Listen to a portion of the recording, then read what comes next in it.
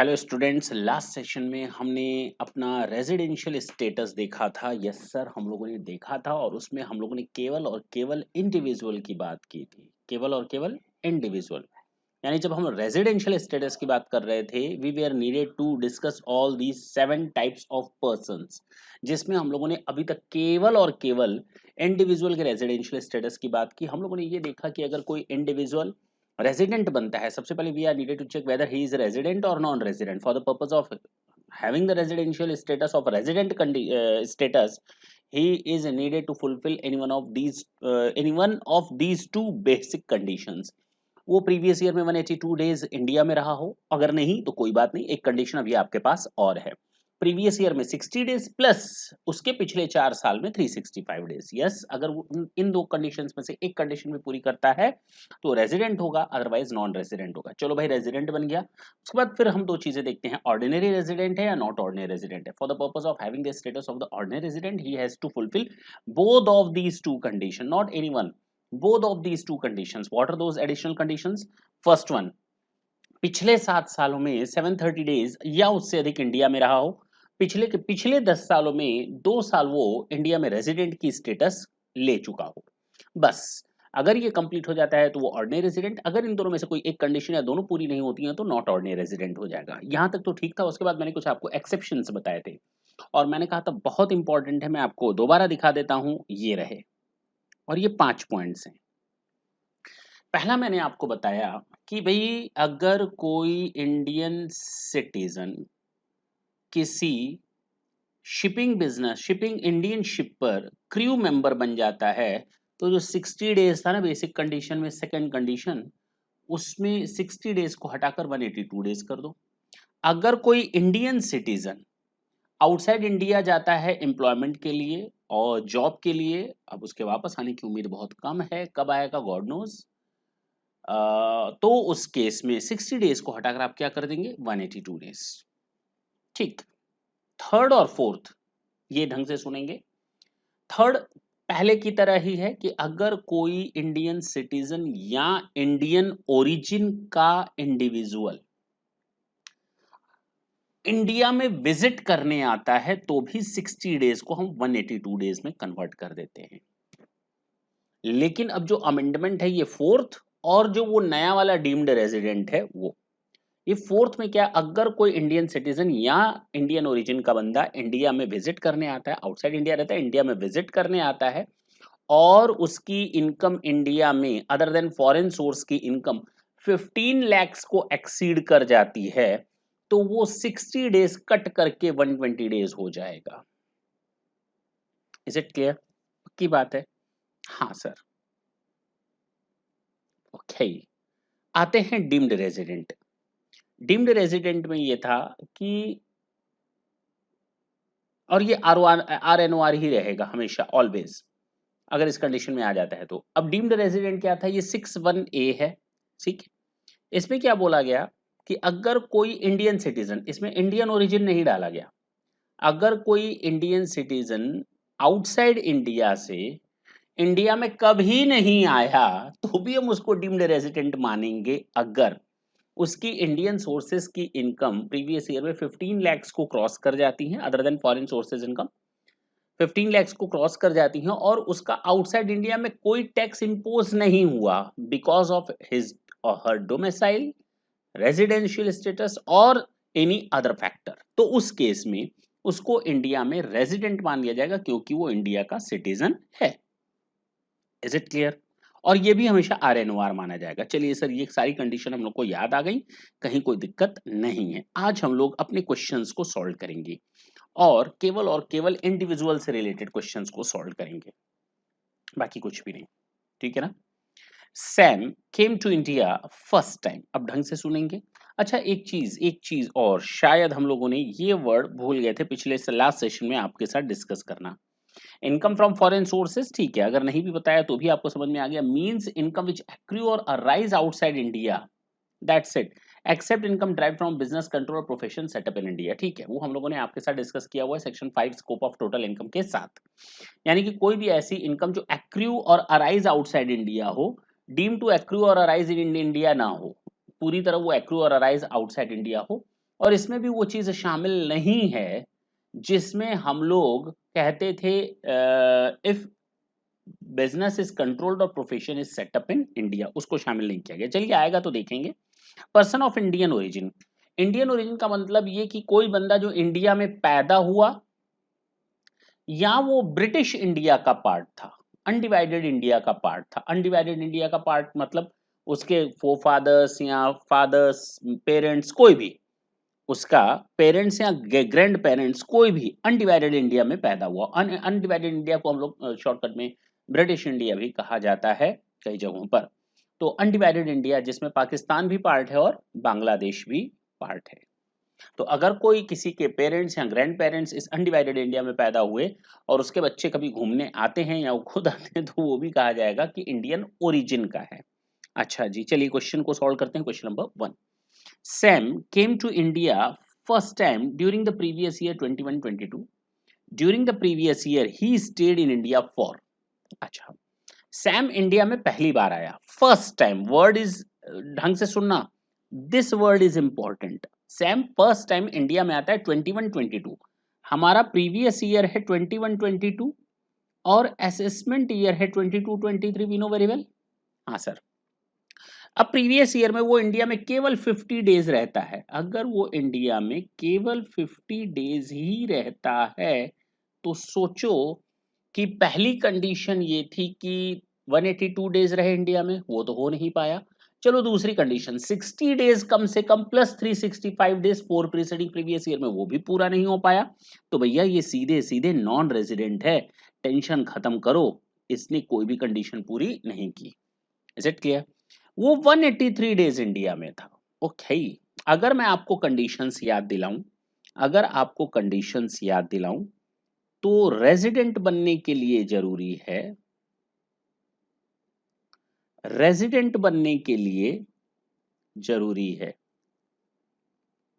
Previous year में वो 182 days plus India में रहा हो, और या फिर प्रीवियस ईयर में 60 डेज प्लस इंडिया में रहा हो, एंड, मैंने कहा and, four preceding previous years में 365 डेज प्लस इंडिया में रहो, 365 डेज और मोर। अच्छा, अब यहां पर दूसरा कहता है वो 183 डेज इंडिया में था प्रीवियस ईयर में। अगर वो 183 डेज था तो उसने ये कंडीशन तो पूरी कर ली, और हमें इन दोनों में से किसी एक कंडीशन को पूरा करना था। इट मींस वो रेजिडेंट तो बन गया। अब बात आती है वो ऑर्डिनरी रेजिडेंट है या नॉट ऑर्डिनरी रेजिडेंट है। तो भैया इसके लिए हमें पिछले 7 और पिछले 10 साल, प्रीसीडिंग 7 एंड प्रीसीडिंग 10 ईयर्स को बेस लेना पड़ेगा।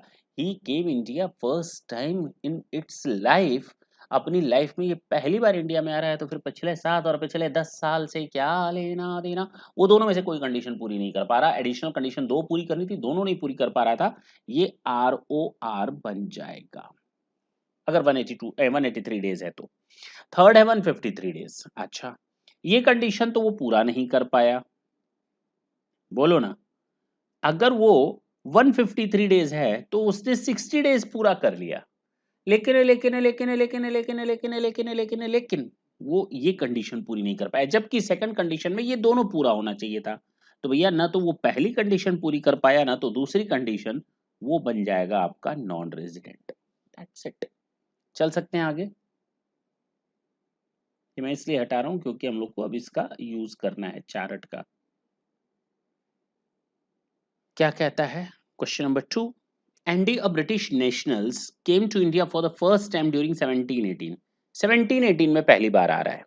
During the financial year 1718 to 21-22 तक का उसका रेसिडेंशियल स्टेटस बता रहा है हर एक साल का।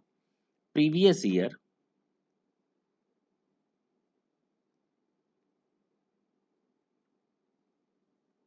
1718, 1819, 1920, 21-20, 2021, 21-22, ये हमारा रेलिवेंट प्रीवियस ईयर है जिसके बारे में हम कहानी गा रहे हैं। हमें क्या इंफॉर्मेशन दी हुई है, वो रहता है 55, 60, 80, 160।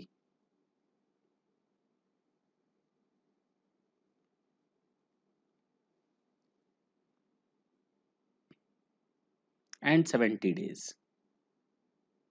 हमें अब इसकी रेजिडेंशियल स्टेटस निकालनी है। तो पहले तो इसको देखना है ये रेजिडेंट है या नहीं। प्रीवियस ईयर में क्या 182 डेज था? नहीं सर, वो तो केवल 170 डेज था। यहाँ पर वो 70 डेज था, तो एटलीस्ट ये इंफॉर्मेशन पूरी हो गई। अब ये देखना है पिछले 4 सालों में क्या 365 डेज था। ये जरा चारों को जोड़ लेते हैं। हमको तो दिया ही हुआ है क्वेश्चन में 55 प्लस 140 प्लस 160 355। कितना आया? 355। ओ ओ मैंने क्या बोला? ओ ओ उसने ये कंडीशन भी पूरी नहीं कर पाया। तो जब ना तो फर्स्ट कंडीशन ना तो सेकंड कंडीशन, तो अल्टीमेट रिजल्ट होगा non resident. This is your answer. How easy it is, बहुत आसान है सर। क्वेश्चन नंबर 3 देखते हैं। Miss Paul, an Indian citizen left India for first time for joining job. तो अगर ऐसा कुछ आता है, इंडियन सिटीजन है, वो इंडिया छोड़ रहा है, जॉब के लिए आउटसाइड इंडिया जा रहा है, तो भैया 60 दिन को काट करके 182 डेज लिख देंगे। 60 दिन को काट करके 182 डेज लिख देंगे 1 अप्रैल 21 को। और वापस कब आ गया? 11 जनवरी 22 को। इसका मतलब वो अप्रैल से लेकर के 11 जनवरी तक इंडिया में था ही नहीं। और आया कितने दिन के लिए? 170 दिनों के लिए। कितने दिनों के लिए? 170 दिनों के लिए। यानी वो आया है 11 जनवरी 2022 को। हम लोग किसकी बात कर रहे हैं सर? हम बात कर रहे हैं प्रीवियस ईयर 21-22 की। अगर हम बात कर रहे हैं प्रीवियस ईयर 21-22 की, तो ये आया है जनवरी 21 में। कितने दिन? 11 जनवरी को। 31 दिन का होता है, 10 दिन निकल गए, 21 दिन बचे जनवरी में। फरवरी की बात करें तो पूरे 28 दिन बचे, और मार्च की बात करें तो पूरे 31 दिन बचे। ये इंडिया में आया। टोटल ऐड करो तो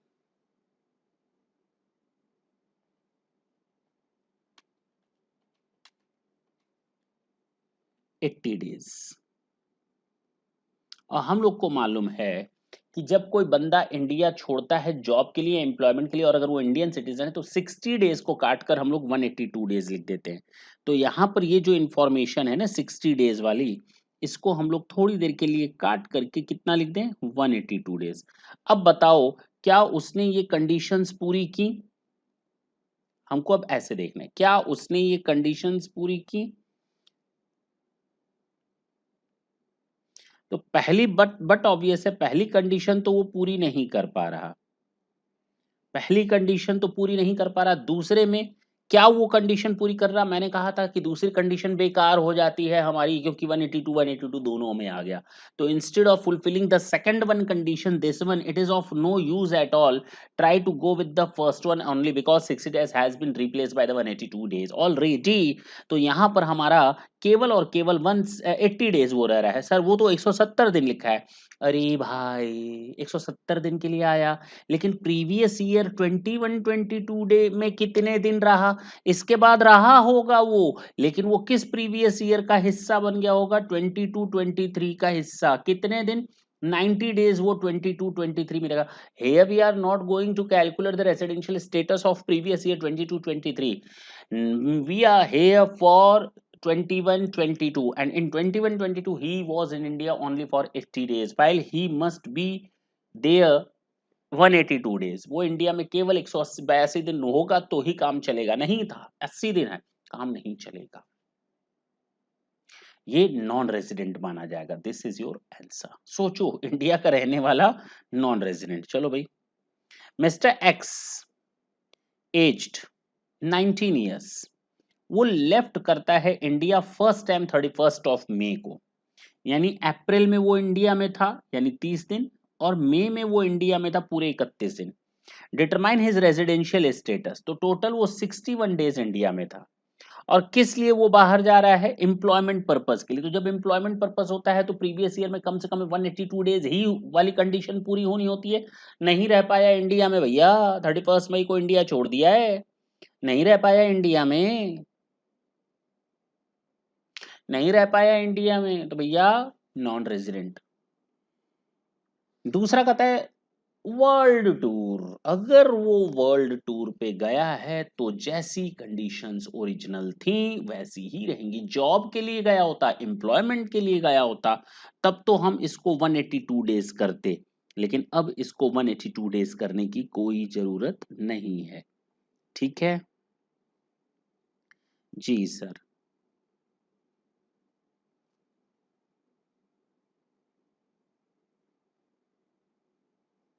अच्छा जी,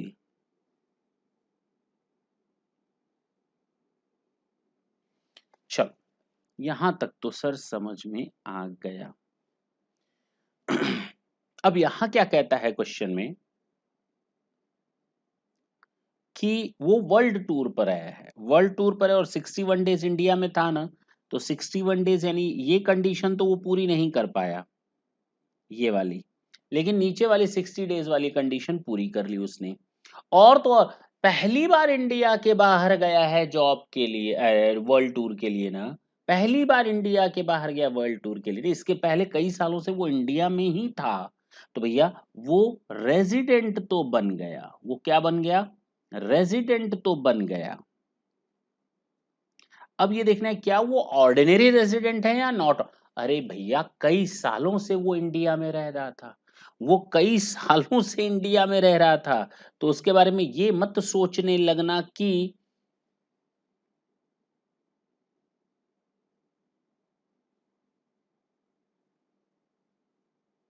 उसके बारे में ये मत सोचने लगना कि भैया ये कितने साल तक इंडिया में था, कितने दिनों तक इंडिया में था। अरे भैया कोई फर्क नहीं पड़ता, वो वर्ल्ड टूर के लिए गया, आएगा, घर का इंसान है, घर वापस आएगा। और कई सालों से वो इंडिया में था, फर्स्ट टाइम इंडिया के बाहर जा रहा है, तो पिछले 7 साल, पिछले 10 साल वो इंडिया में ही था, तो ये रेजिडेंट एंड ऑर्डिनरी रेजिडेंट बन गया, जबकि पहले वाले केस में ये नॉन रेजिडेंट बना था। Is it clear?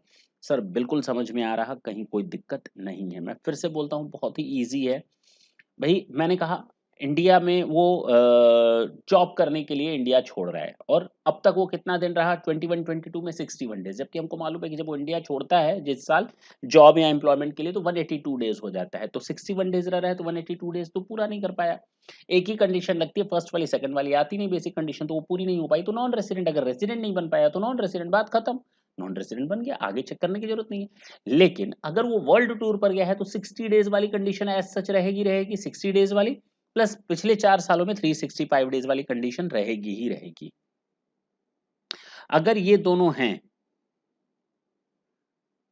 तो ये जो कंडीशन है ना हमारी, कौन वाली, ये आरओआर ही रहेगा। पूछो क्यों? क्यों?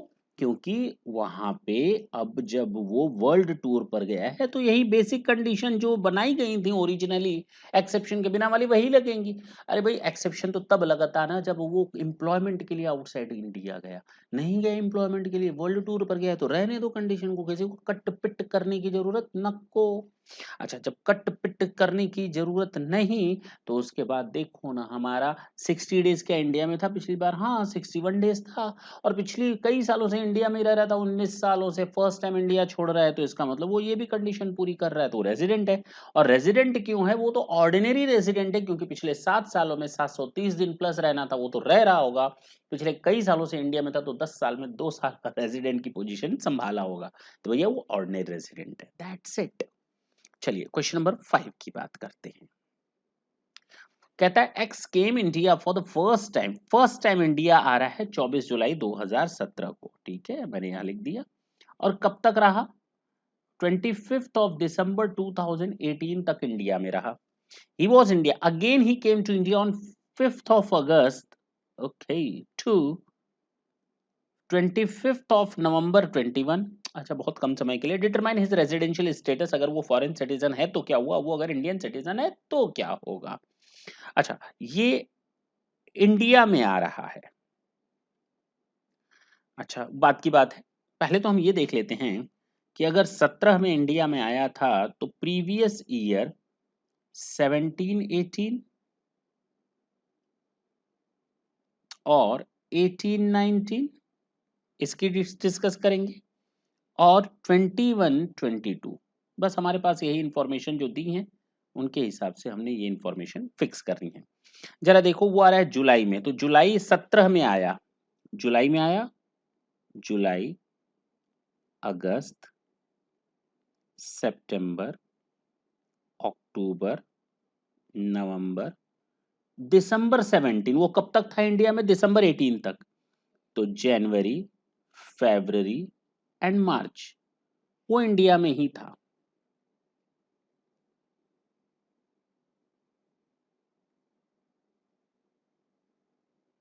ये हो गया इसका फर्स्ट ईयर। अब जरा डेज बता दो। 24 जुलाई को इंडिया में आया था। 24 जुलाई का मतलब 24 तारीख और 31 तारीख, बीच में बचे 6 यानी 8 दिन वो इंडिया में था। अगस्त में पूरे दिन रहा होगा, सितंबर, अक्टूबर, नवंबर, दिसंबर, जनवरी, फरवरी एंड मार्च ये इंडिया में था। इसके अलावा भी गया नहीं है, वो कंटिन्यू रह रहा है इंडिया में।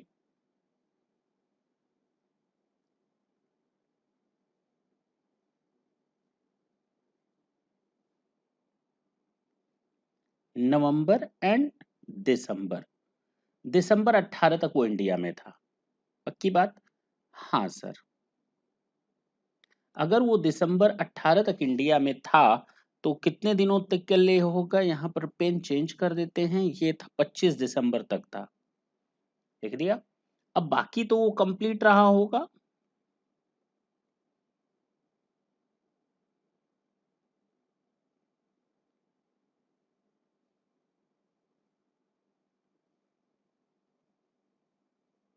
ये हो गया। अच्छा, अब आते हैं इस साल की बात करते हैं, प्रीवियस ईयर में। वो अगस्त 21 में आया और कब तक था? नवंबर तक। नवंबर, नवंबर में किस तारीख तक था? 25 नवंबर तक था। ठीक। अगस्त में पूरा रहा होगा? नहीं सर, अगस्त में 5 अगस्त को आया, तो 31 दिन होते हैं, 4 दिन निकाल लो, 27 डेज। That's it. सारा कुछ हम लोगों ने कर लिया। अब केवल दिनों को जोड़ लियो। दिन गिन गिन गिन दिन दिन गिन, यहाँ था वो 130 डेज। ग्रेट।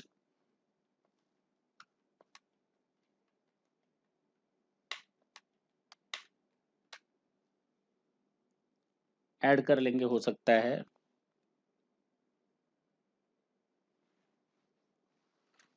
दो सौ दस।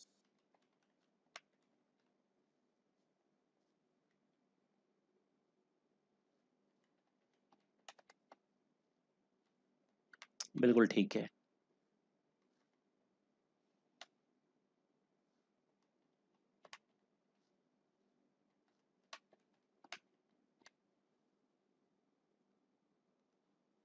एक बार और देख लेते हैं। 1 2 3 4 5 6 7।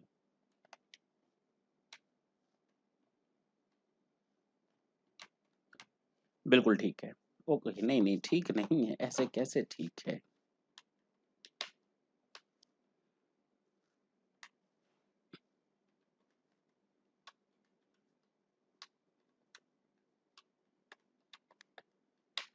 बिल्कुल ठीक है। चलो, हमने दिन गिन लिए सारे के सारे। अब हमसे कहता है कि अब इसकी रेजिडेंशियल स्टेटस बताओ उस कंडीशन में अगर वो इंडियन सिटीजन है तो क्या होगा, और अगर वो इंडियन सिटीजन नहीं है तो क्या होगा? अगर कोई इंडियन सिटीजन, मैं फिर से पढ़ देता हूँ क्वेश्चन को, क्या कहता है? X came India for first time from July to December. He was in India again. He came to India on इतना, determine his residential status. अगर वो फॉरेन सिटीजन है और इंडियन सिटीजन है तो क्या फर्क पड़ेगा? अगर इंडियन सिटीजन है, इंडियन सिटीजन अगर इंडिया में विजिट करने आता है, अगर कोई इंडियन सिटीजन या इंडियन ओरिजिन का बंदा इंडिया में विजिट करने आता है तो 60 दिन को काट करके 182 डेज लिख देते हैं। तो क्या वो प्रीवियस ईयर में, क्या वो 21-22 में प्रीवियस ईयर में 182 डेज प्लस इंडिया में था, वो आपको बताना है। नहीं सर, वो केवल 113 डेज इंडिया में था। तो ये बन गया सीधे सीधे, जब रेजिडेंट की कोई कंडीशन पूरी ना हो पाए तो नॉन रेजिडेंट। ओके, अगर वो इंडियन सिटीजन नहीं है, अगर वो इंडियन सिटीजन नहीं है और इंडिया में आता है तो उसके लिए नॉर्मल कंडीशन ही लगेंगी। पहली कंडीशन, प्रीवियस ईयर में क्या वो 182 डेज इंडिया में था, आप कहेंगे नहीं सर वो 182 डेज इंडिया में नहीं था। दूसरी कंडीशन, क्या वो 60 डेज प्लस इंडिया में था, आप कहेंगे हाँ। प्लस, क्या पिछले 4 प्रीसीडिंग प्रीवियस ईयर्स में 365 डेज इंडिया में था, आपका जवाब होगा पिछले 4 सालों में। तो पिछले 4 साल हो जाएंगे 21-22 के पिछले 4 साल हो जाएंगे 2021, 19-20, 18-19 एंड 17-18। हाँ या ना? 17-18 में वो था 251 डेज, 18-19 में था 269 डेज, यहाँ था 0 और यहाँ भी था 0। तो टोटल कितने दिन? 269 एंड 251, 520 दिन इंडिया में था। तो आप कहेंगे यस सर, उसने ये कंडीशन भी पूरी कर ली। और अगर ये दोनों कंडीशन वो पूरी कर लेता है तो वो बन जाता है रेजिडेंट। अब आते हैं ऑर्डिनरी और नॉट ऑर्डिनरी। पिछले 4 साल, पिछले 7 साल में 730 नहीं था, पिछले 10 सालों में 2 साल, भाई दोनों कंडीशन पूरी करनी थी, resident but not ordinary resident. आपका आंसर ये होगा। क्लियर हुआ? तो पहला जवाब होगा, अगर वो इंडियन सिटीजन है तो वो इंडियन सिटीजन होते हुए नॉन रेजिडेंट और इंडियन सिटीजन नहीं होते हुए RNOR। ये आपका आंसर आ गया। चलिए क्वेश्चन नंबर 6 देखा जाए। यस सर,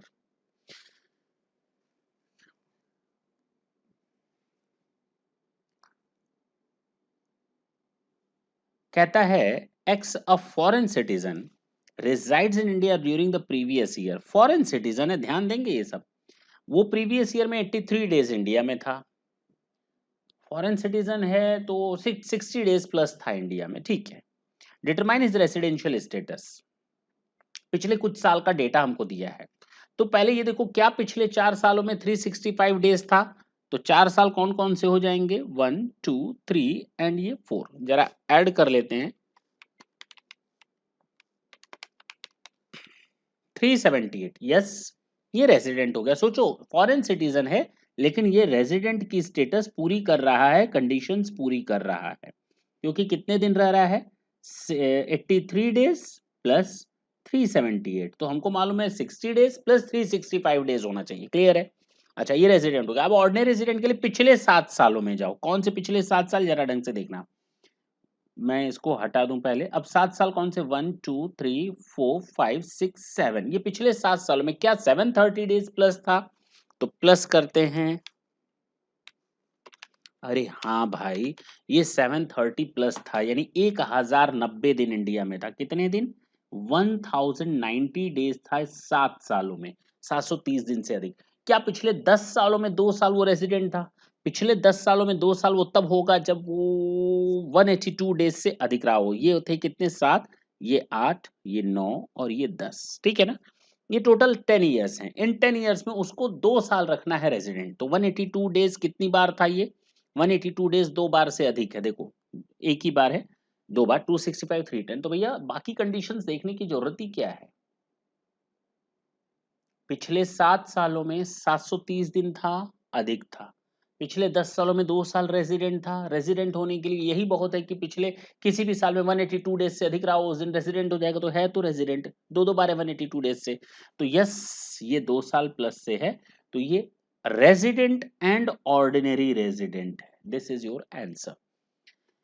अब आपके दिल और दिमाग में ये ख्याल आ रहा होगा कि सर हम लोग न्यूमेरिकल ऐसे कर रहे हैं, what about the pattern to write the same thing in the examination hall?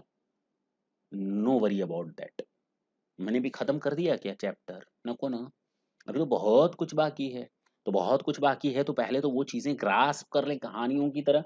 Ones सारी की सारी चीज़ें आपके दिमाग में फिट हो जाएँ, उसके बाद हम लोग देखेंगे उसको भी। हमें नहीं लगता आपको दिक्कत आ रही हो भई, हमको देखना है पिछले साल, पिछले 4 साल, पिछले 7 साल, पिछले 10 साल। भैया ये 4 कंडीशंस हमको मीट आउट करनी है। आते हैं द मोस्ट एग्ज़ामिनेशन, जिसका हमें था इंतज़ार, लो वो घड़ी आ गई, आ गई।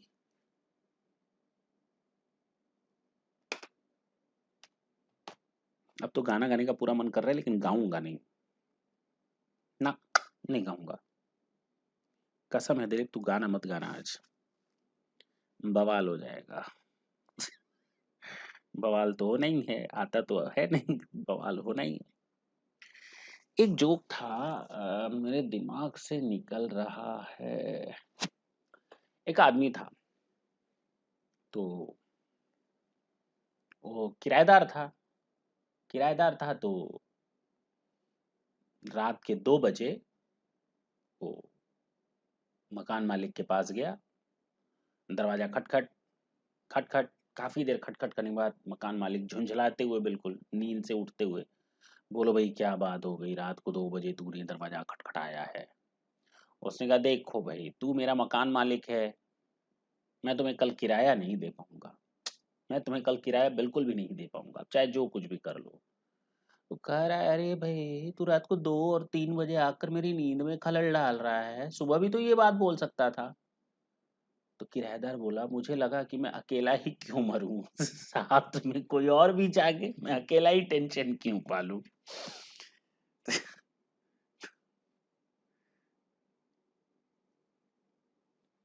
याद आ गया एक और सेम इसी तरह एक पेशेंट था, रात को 2 बजे डॉक्टर के पास जाता है, डॉक्टर साहब पूछो भैया, वो भी झुंझलाते हुए उठा, बोलता है भाई क्या दिक्कत है, रात को तू 2 बजे आ रहा है यहाँ पे? कह रहा है मुझे नींद नहीं आ रही, मुझे नींद ना आने की बीमारी है।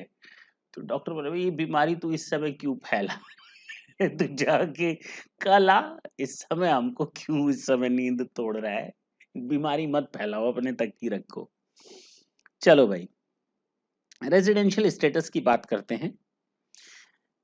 ये क्वेश्चन आपके सारे भ्रम दूर कर देगा।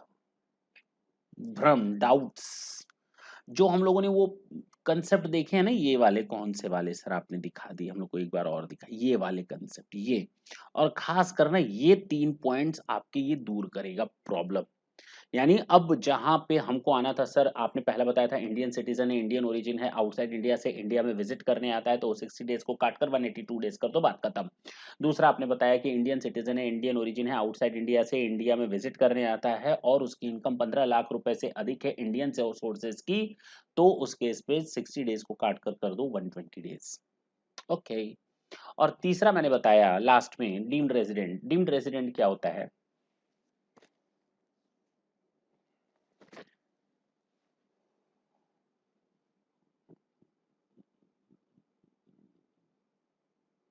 डीम्ड रेजिडेंट ये होता है कि वो इंडिया में एक भी दिन नहीं आया, इंडियन सिटीजन है।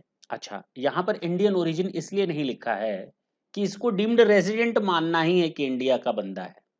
तो अब जो इंडिया का नहीं है इस समय, भाई अनडिवाइडेड इंडिया में पैदा होना ना होना दूसरी बात है, लेकिन अनडिवाइडेड इंडिया के बाद वो लोग कहाँ हैं कहाँ नहीं, नोबडी नोज। कोई पाकिस्तान में रह गया, कोई बांग्लादेश में रह गया, तो अब उनको जबरदस्ती इंडिया में नहीं ना कहेंगे पाकिस्तान के लोग, भैया तू यहाँ पर टैक्स दे दे, जबरदस्ती आ जा, टैक्स देने आ जा, तुझे हम लोगों ने रेजिडेंट मान लिया। अरे भैया तू वहीं रह, तुम लोग इंडियन ओरिजिन हो सकते हो, इंडियन ओरिजिन हो सकते हो for the purpose of visit. अगर आप पाकिस्तान में हैं इस समय, इंडिया में आ रहे हैं, कभी आपके पेरेंट्स और ग्रैंड पेरेंट्स इंडिया में कभी पैदा हुए थे और आप घूमने आ रहे हैं, then yes, this is okay with you. लेकिन इसका क्या कि जहां पर हम किसी को डीम्ड रेसिडेंट ही मान रहे हो, तो भैया वहां इंडियन ओरिजिन को तो किनारे करो, अब केवल इंडियन सिटीजन को ले आओ। इंडियन सिटीजन है, आउटसाइड इंडिया है, इंडिया में एक भी दिन नहीं आया, लेकिन उसकी इनकम 15 लाख रुपए से अधिक है और जिस देश में वो काम करता है इस समय, वहां भी उसको कोई टैक्स नहीं देना पड़ता, डोमिसाइल के कारण, रेजिडेंस के कारण या किसी और फैक्टर कारण, तो उसको हम लोग इंडिया में रेजिडेंट मान लेंगे। दैट्स इट, 6(1) यही कहता है।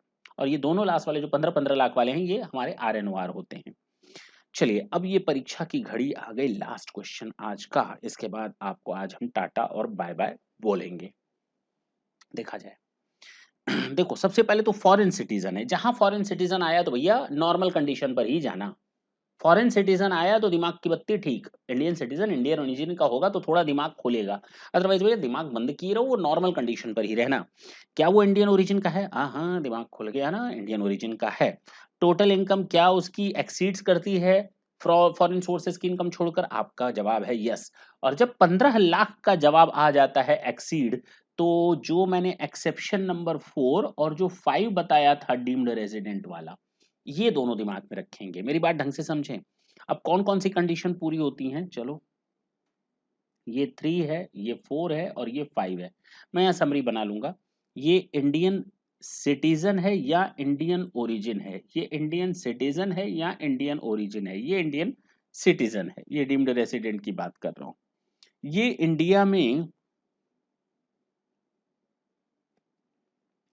विजिट करने आया, ये भी इंडिया में विजिट करने आया, ये कभी नहीं आया। ठीक, ये 60 डेज को काट करके हम लोग 182 डेज कर देंगे बस।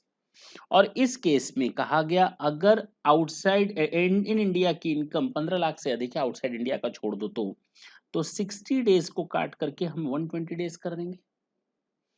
और इस केस में कहा गया 15 लाख से अधिक है, यहां 15 लाख का कोई मतलब नहीं था, 15 लाख से अधिक है और no tax outside India,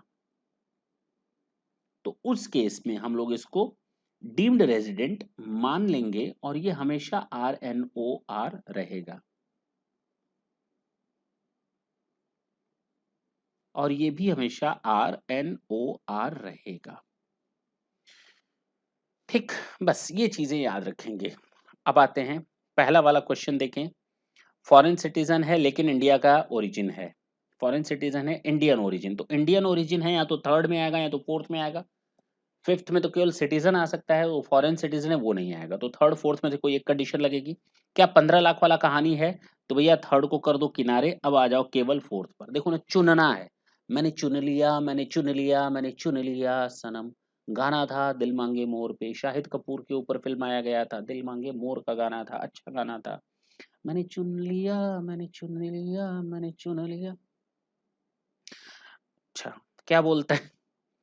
liability to pay tax in another country, हमसे क्या लेना देना liability to pay tax in other country। वो इंडियन सिटीजन होता तो हम एक बार फिफ्थ पर जाते ना, उससे अब कोई लेना देना नहीं है। Stay in India during previous year 30 days only, जबकि कितना रहना था? 120 डेज कम से कम। तो अब क्या हो गया? 120 डेज कम से कम, तो झंझट तो हो गया, केवल 30 डेज है ड्यूरिंग द प्रीवियस ईयर। ये नॉन रेसिडेंट हो गया भैया, ये रेसिडेंट की कैटेगरी में आया ही नहीं, आया ही नहीं, 30 दिन है। अरे भाई 120 दिन से ऊपर अगर 182 डेज तक रहता, अगर ये 122 181 डेज तक रहता, तो हम इसको RNOR मान लेते। अगर ये 182 डेज प्लस हो जाता तो ये रेजिडेंट हो जाता, बाद में देखते ये ऑर्डिनरी रेजिडेंट है नॉट ऑर्डिनरी रेजिडेंट है। लेकिन ये अगर लेस देन 120 डेज हो गया तो ऑटोमेटिकली ये हमारा नॉन रेजिडेंट हो गया ना। मैं फोर्थ की बात कर रहा हूँ। अगर ये 120 प्लस होता तो RNOR होता, कब तक? 182 डेज, क्योंकि 182 डेज के बाद तो नॉर्मल कंडीशन हो जाती है। प्रॉब्लम तो केवल 60 टू 182, 60 को काट दो, 182 का 120 कर दो, तो 120 टू 182 हो गया, बात खत्म। 30 दिन है तो ये नॉन रेजिडेंट हो जाएगा, सोचना ही नहीं है। ठीक है, चलो। इंडियन सिटीजन नहीं है इसलिए 6 महीने नहीं लगेगा। डीम्ड रेजिडेंट लास्ट वाला मैंने पहले ही बताया, ये 120 दिन वाला कंसेप्ट लगना था यहाँ, वो नहीं हो पाया। चलो, इंडियन सिटीजन है, इंडियन ओरिजिन का आदमी है, इंडियन सिटीजन इंडियन ओरिजिन, तो तीनों में से कोई भी लग सकता है। टोटल इनकम 15 लाख से कम है, तो भैया बाकी दोनों कट गए, बाकी दोनों कट लिए। यहाँ 15 लाख है, यहाँ 15 लाख है, ये है 15 लाख से कम वाला, क्या है ये, तो 182 डेज वाला सिस्टम लगेगा। 60 डेज को हटा दो तो केवल फर्स्ट कंडीशन लगती है यहाँ पर, रेजिडेंट होने के लिए केवल first condition, basic condition fulfil होती है। तो आपको पिछले साल ये कितने दिन था? 30 दिन था इंडिया में, तो भैया 182 डेज कम से कम होना चाहिए था, नहीं है, नॉन रेजिडेंट हो गया। आगे सोचो मत, आगे क्या लिखा है नहीं, वहीं झंझट खत्म। जब आगे बढ़ने की कोई जरूरत ही नहीं, पता चली ना हमको, तो नहीं महसूस हुई आगे बढ़ना, वहीं पर झंझट खत्म। तीसरा क्या कहता है, इंडियन सिटीजन है, इंडियन ओरिजिन का है, तो तीनों में से कोई भी लग सकता है। क्या 15 लाख से अधिक है? हाँ अधिक है। तो तीसरे को हटा दो, फोर्थ और फिफ्थ में आ जाओ। थर्ड में 15 लाख का नहीं है, ये फोर्थ और फिफ्थ में से किसी एक पर आ जाओ। क्या बोलता है, फोर्थ और फिफ्थ में से किसी एक पर आ गया तो। Liability to pay tax in another country, no. तो इसका मतलब ये लास्ट वाले के लिए बोल रहा है 15 लाख है, बाहर के लिए है। Stay in India during previous year, okay, ये पिछले साल इंडिया में केवल 30 दिन रहा।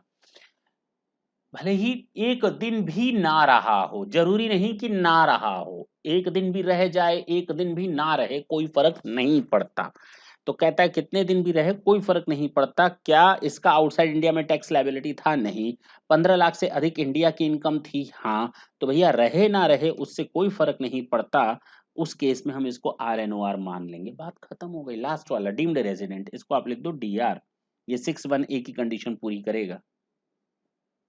भाई कंडीशंस आपको सेट करवानी, देखो ना कितनी आसानी से खत्म हो रहा है। डी कहता है इंडियन सिटीजन है, इंडियन ओरिजिन का आदमी है, तो तीनों में से कोई भी लग सकता है। अगर 15 लाख से ऊपर है तो फोर्थ और फिफ्थ में चले जाओ, थर्ड को किनारे कर दो। अच्छा, liability to tax in any country, अगर यस है तो भैया लास्ट वाला नहीं लगेगा, केवल अब फोर्थ ही लगेगा। फोर्थ क्या है कि वो 120 दिन वाली कंडीशन पूरी करे। तो क्या 120 दिन वाली कंडीशन पूरी किया? नहीं किया, तो कम हो गया, तो ये नॉन रेजिडेंट है। भाई सीधी सी बात है, बाकी हम क्वेश्चन कंडीशन देख ही नहीं रहे, आगे हम बढ़ ही नहीं रहे।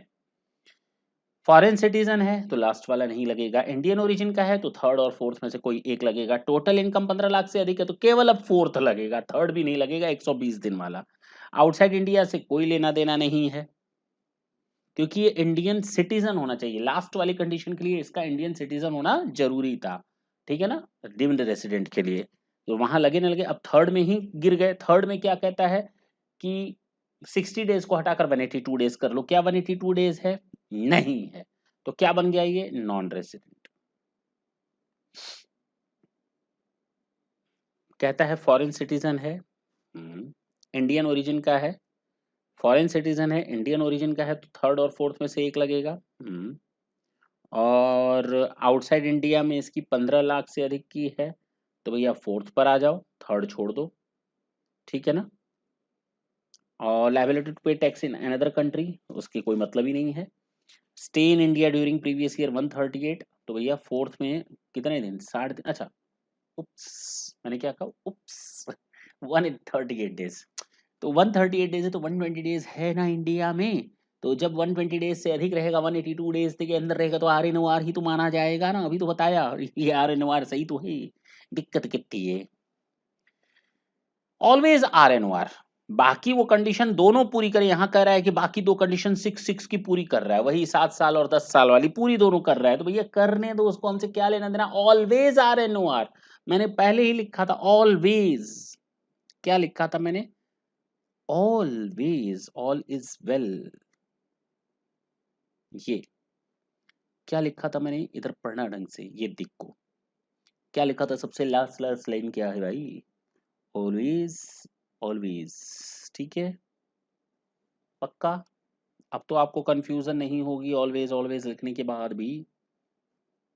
तो ये कंडीशन मेरे लिए कोई मायने नहीं रखती। चलिए, फॉरेन सिटीजन है, हाँ, तो लास्ट वाली नहीं लगेगी, थर्ड फोर्थ। इसी पर्सन ऑफ इंडियन ओरिजिन, हाँ, तो हमारा थर्ड और फोर्थ में से कोई एक लगेगा। टोटल इनकम 15 लाख से अधिक है तो केवल फोर्थ में चले जाओ भाई, फोर्थ, थर्ड को किनारो मारो गोली।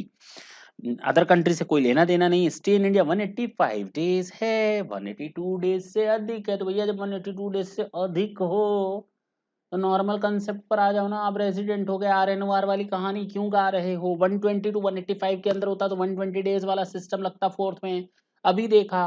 लेकिन वो 182 डेज से अधिक है तो भैया नॉर्मल में आ जाओ, रेजिडेंट हो गए आप। और अगर रेजिडेंट हो गए तो उसके बाद देखो क्या पिछली क्या एडिशनल दोनों कंडीशन पूरी हो रही हैं, आपका जवाब है हाँ, तो ऑर्डिनरी रेजिडेंट हो गया, दैट्स इट। सारी कंडीशन इसने पूरी कर ली, सोचना बना है।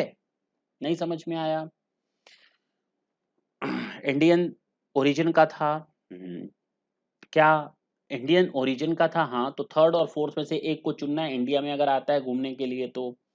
क्या 15 लाख से अधिक है? हाँ, तो थर्ड वाले को करो किनारे, केवल फोर्थ को बेस ले लो। फोर्थ में क्या है कि इंडियन सिटीजन या इंडियन ओरिजिन का आदमी इंडिया में घूमने के लिए आता है, इंडिया की इनकम उसकी 15 लाख से अधिक है, तो उस केस में फॉरेन सोर्सेज की इनकम को छोड़ करके तो सबका जवाब हाँ है, तो 60 डेज को हटाकर आप 120 डेज कर लो, ये आरएनओआर की कैटेगरी में आएगा हमेशा, अगर 120 डेज प्लस रहता है। लेकिन 120 डेज प्लस कहाँ तक? 182 डेज के पहले तक, 181 डेज तक अगर वो इंडिया में रहता है तो हमेशा आरएनओआर। लेकिन अगर 182 डेज से ऊपर इंडिया में हो गया तो भैया वो रेजिडेंट ही बनेगा, वो नॉर्मल कंडीशन पूरी कर ले रहा है। उसके बाद आप एडिशनल कंडीशन देख लो। इसने कहा है कि हाँ दोनों कंडीशन पूरी कर रहा है एडिशनल। कहाँ लिखा है? ये देखो, मैं ग्रीन से कर देता हूं ये। उसने कहा है दोनों कंडीशन यस लिखा हुआ है, पूरी कर रहा है। अच्छा, फिर कहता है इंडियन सिटीजन है, हाँ। फिर कहता है क्या इंडियन ओरिजिन का है? हाँ। 15 लाख से अधिक है ना? तो केवल पहले में थर्ड कंडीशन में आएगा, केवल थर्ड एक्सेप्शन में आ सकता है जी। थर्ड एक्सेप्शन में आएगा, तो थर्ड एक्सेप्शन कहता है कि 60 डेज को हटाकर 182 डेज कर लो। तो ये पिछले साल कितने दिन रहा था इंडिया में? केवल 85, ये नॉन रेजिडेंट हो गया, बात खत्म, आगे बढ़ने की जरूरत नहीं है। द लास्ट, फॉरेन सिटीजन है, इंडियन ओरिजिन का नहीं है, तो भैया यहाँ कोई एक्सेप्शन नहीं लगेगा, आप नॉर्मल कंडीशन पर चले जाओ, क्योंकि फॉरेन सिटीजन है, इंडियन ओरिजिन का भी नहीं है, तो ना थर्ड लगेगा, ना फोर्थ लगेगा, ना फिफ्थ का आप सोच सकते हो। टोटल इनकम 15 लाख, भाड़ में जाओ, नहीं है हो उससे क्या लेना देना, लाइबिलिटी पे कोई मतलब नहीं है, हम स्पेसिफिक कंडीशन में आते ही नहीं है। पिछले साल क्या वो 60 डेज था? हाँ, कम से कम प्लस 365 दिन पिछले 4 सालों में था, आपका जवाब है हाँ, दोनों कंडीशन का जवाब है हाँ, तो वो बन गया रेजिडेंट। क्या बन गया? रेजिडेंट। अब क्या उसने बाकी एडिशनल दोनों कंडीशन पूरी की, 6 की? कहता है हाँ, तो ऑर्डिनरी रेजिडेंट। सोचना क्या है, कितना सिंपल सा क्वेश्चन था, सारे पॉइंट समझ। और देखो ना, कोई भी पॉइंट गलत नहीं हुआ, जो हम लोगों ने क्वेश्चन पढ़ा, जो कंसेप्ट पढ़े थे, सारे के सारे कंसेप्ट इस क्वेश्चन में हैं। तो आप इस क्वेश्चन के आगे लिख लेंगे मोस्ट, मोस्ट, मोस्ट। और मुझे मालूम है कई लोगों को ये पहली बार में समझ में नहीं आया होगा। अगर नहीं आया है तो do not worry about that, this is not that easy. मैं सीधे आपको भ्रम को दूर कर दे रहा हूं, मुझे तो इसलिए रटा हुआ है क्योंकि हम लोग की प्रैक्टिस है डे बाय डे की, आपकी ये प्रैक्टिस नहीं है। You are just going to listen all these things first time. और ये जो कंसेप्ट है ना, ये जो क्वेश्चन अभी हम लोग क्वेश्चन नंबर 7 देखा है, ये first time last year launch हुआ है, और ये सबके लिए पहाड़ था, सबके लिए समझना, सबके लिए समझाना। तो पहले बड़ा इजी रहता था, देखो ना क्वेश्चन नंबर 6 तक हम लोग को कहीं दिक्कत नहीं आई, लेकिन जहां क्वेश्चन नंबर 7 किया, हम लोग के लिए पैरों के तले थोड़ी जमीन खिसकनी शुरू हो गई। सर क्वेश्चन नंबर 6 तक बहुत इजी था, हाँ पहले ये बहुत इजी रहता था, अभी भी ये टफ नहीं है, बशर्ते आप ये एक्सेप्शन 3 4 5 दिमाग में सेट कर ले। 3 4 इंडियन सिटीजन, इंडियन ओरिजिन के लिए एप्लीकेबल होता है, और लास्ट वाला जो फिफ्थ बताया वो डीम्ड रेजिडेंट का कंसेप्ट है। वो इंडिया में एक भी दिन ना रहे लेकिन आउटसाइड इंडिया टैक्स नहीं दे रहा है, इंडिया से कमा रहा है, तो भैया इंडिया में टैक्स दो 15 लाख से अधिक, अगर आप इंडिया से कमा रहे हो तो बस बात खत्म, इतना सा कंसेप्ट है उसका। लेकिन 3 और 4 इंडियन सिटीजन और इंडियन ओरिजिन के ऊपर एप्लीकेबल होता है, इंडिया में घूमने आते हैं आउटसाइड इंडिया से, 15 लाख से अधिक है तो फोर्थ में चले जाओ, कम है नहीं है या कम है तो थर्ड में रहो, बात खत्म।